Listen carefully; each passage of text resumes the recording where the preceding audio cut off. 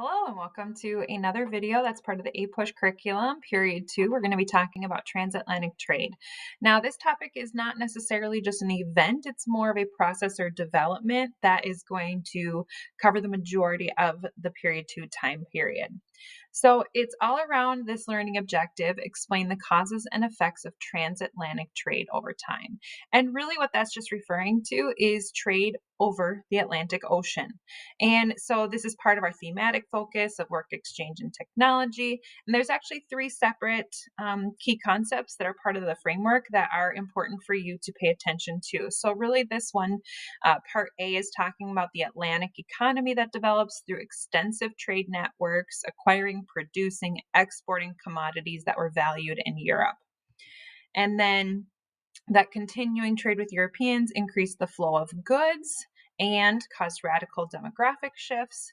And finally, the British government will attempt to incorporate North American colonies into its imperial structure and will pursue mercantilist economic aims. So all of that's going to make sense to you as we get through this lesson, but it's always important to pay attention to the College Board framework and making sure that you know what they want you to know.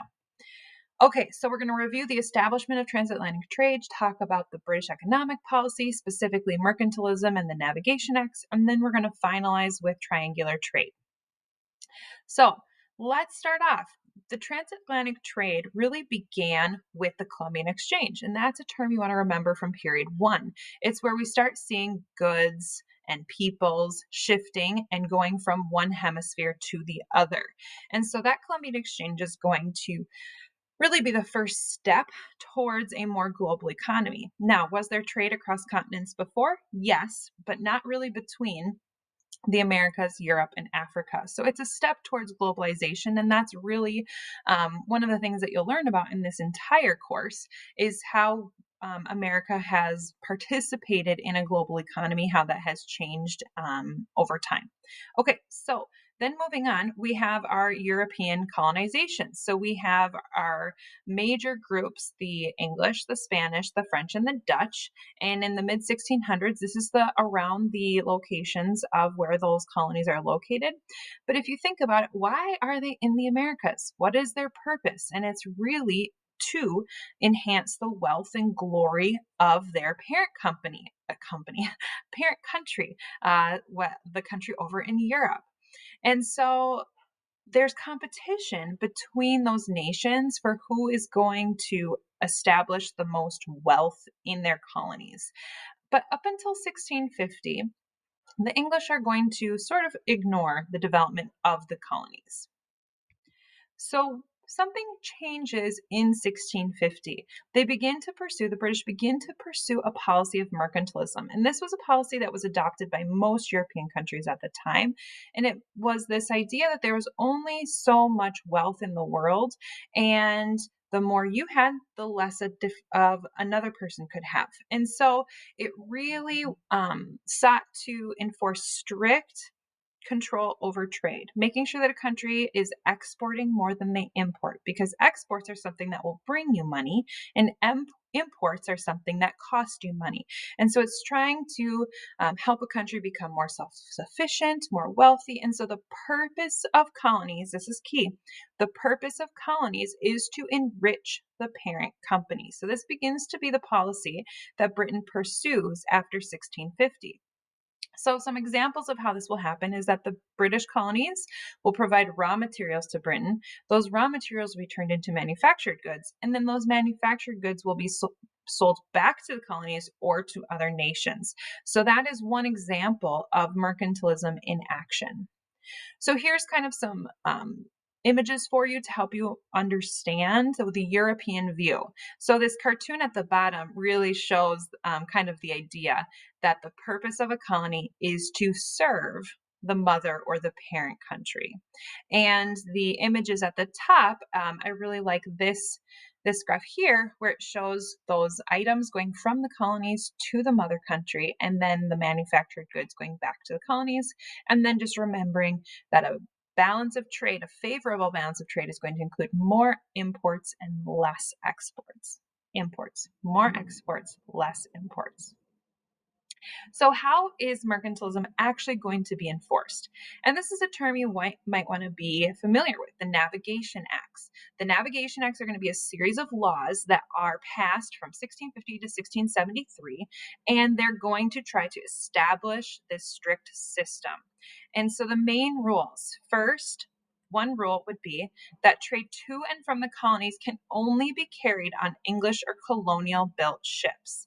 So, trade from Spain cannot go directly to the colonies. It has to go to England first. Second, all goods important to the colonies had to pass through ports, so reinforcing that idea that Spanish or French or other goods had to go through ports in England first.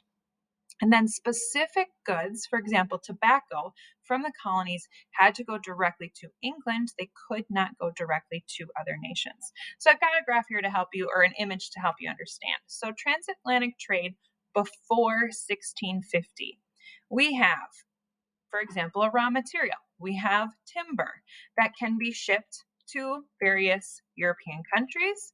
And in response, there might be some manufactured goods. Textiles was a big example in this time period, textiles being sent to the colonies. Now, since the colonies were able to organize this trade on their own, they were starting to grow fairly wealthy from this trade.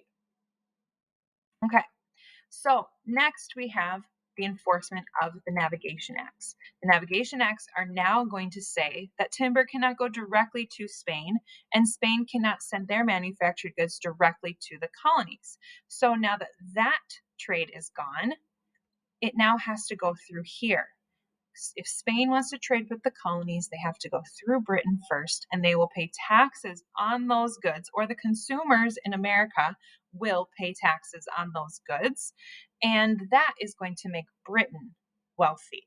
So the shift is who is controlling the trade, and the shift goes to Britain, and now they are going to be collecting more money than the colonies because that's the purpose of mercantilism. So, benefits. For Britain, they're going to make money off of taxes. They're going to sort of have a monopoly on manufactured goods because they're going to determine what manufactured goods can be sent to the colonies, and they're going to select the prices for them. And then raw materials from the colonies to other countries will go to Britain first, and they'll be able to get taxes on that. For the colonists, their ships are going to be protected by the British Navy, and they will have a ready market. So Britain is willing and able to purchase their raw materials, their timber, their tobacco, etc.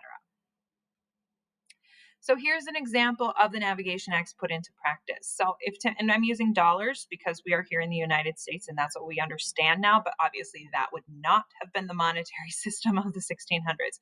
So timber sold for $4, then Britain is going to turn that timber into a table, which would be sold back to the colonists for $24. And under mercantilism, the colonists cannot produce their own manufactured goods, and so they have to purchase this from England. And so that balance of trade is always going to be in Britain's favor. So here's the real impact. There are going to be certain economic activities that benefit, like shipbuilding and tobacco, but it's going to severely limit the development of manufacturing.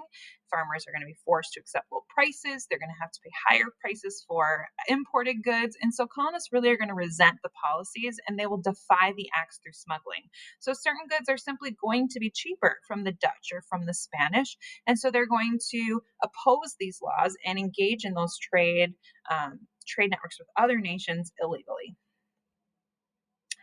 So here you can see is a political cartoon. You can pause and read the captions if you want, but it makes it more complicated because it's like, oh, that ship needs to go to Spain, to England first, and it needs to be paid a tax and all of that. So it ends up complicating trade versus what we are more used to in a capitalist society today. Again, here's another political cartoon for you, showing how the mother country is growing wealthy and Britain is growing wealthy off of this system. The Navigation Acts are going to try to prevent types of activities like this where you see the smuggling happening. Okay, so finally, how are the British going to enforce the Navigation Acts? Well, up until 1763, they're not really going to enforce them. It's going to be a system of salutary neglect or salutary neglect. And it's where they're going to laxly enforce and loosely supervise the navigation acts as long as the colonies remain loyal. So this is something students often have a question of, and I try to explain it like, all right, let's say your parent is going to set a curfew for you. So you're hanging out with some friends and they say, okay, you need to be home by 11. So they're putting in their policy. You need to be home by 11. But then they go to bed at 10 and you get home and they're asleep. So in the morning, they might ask you, they might say, hey, did you make it home by curfew? And you're going to say, mm-hmm, yes, I did.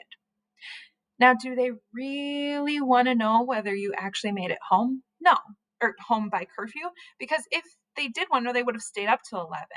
But it's actually more work. It's more work for them to try to enforce their policy. They want to have a policy because they want you to follow it, but they don't want to enforce it. And Britain is so busy with other things, wars and things going on, and they are making a profit off of colonial trade. And so it's not something that they really need to enforce until 1763, which we'll get into when we talk about period 3.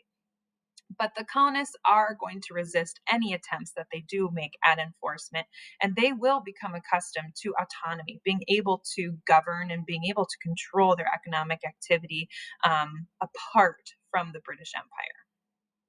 Okay, so our final concept that we have to address today is going to be the Atlantic trade. So there's really 3 types of trade going on here, and that's going to be trade within the colonies, trade with Europe, and then something called triangular trade. So the best way to describe it is just to look at this image here, and it's not a perfect triangle, and there's actually multiple triangles that you could make in here, but a merchant's ship will usually follow one part of a triangle. So, for example, a ship might start here in Boston and they might bring rum over to Africa. And then they are going to trade that rum for captive Africans.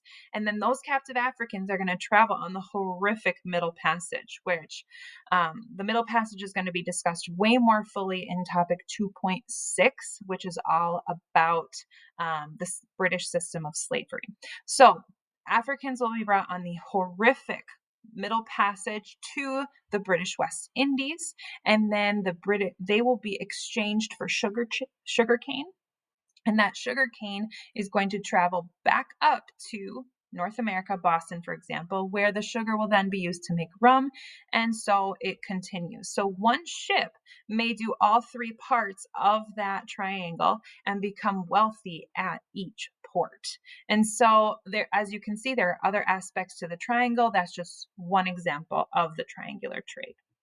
So what's the significance? Causes and effects of transatlantic trade over time. So you think about how it was developed, how mercantilism began in 1650, the navigation acts were enforced, and all of these things kind of governed the triangular trade that was occurring in the time period.